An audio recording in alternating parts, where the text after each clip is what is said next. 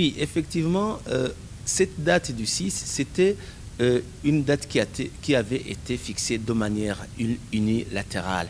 Il était alors inadmissible que toutes les parties puissent suivre moutonnement et répondre à ce rendez-vous. Ce que maintenant nous demandons, et heureusement, nous avons recommandé pour qu'on puisse remplir ces deux conditions, c'est-à-dire la première condition, une franche collaboration entre les trois types de facilitation.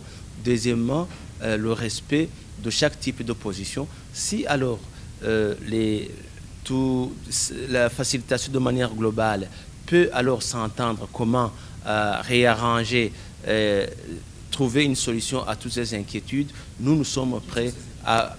C'est les deux types d'inquiétudes, c'est-à-dire une facilitation unique qui collabore bien, c'est-à-dire une facilitation burundaise, ougandaise et onusienne, et deuxièmement, pour qu'on puisse respecter chaque type d'opposition, pour qu'on ne nous impose pas le leadership du CNARED au niveau de l'opposition. Ce sont des exigences pour nous et nous espérons qu'ils pourront trouver une solution.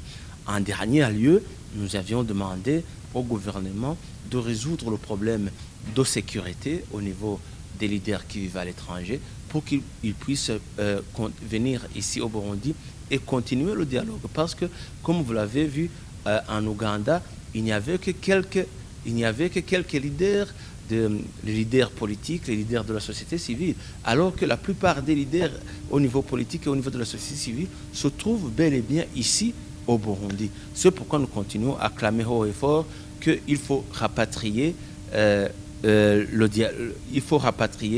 dialogue.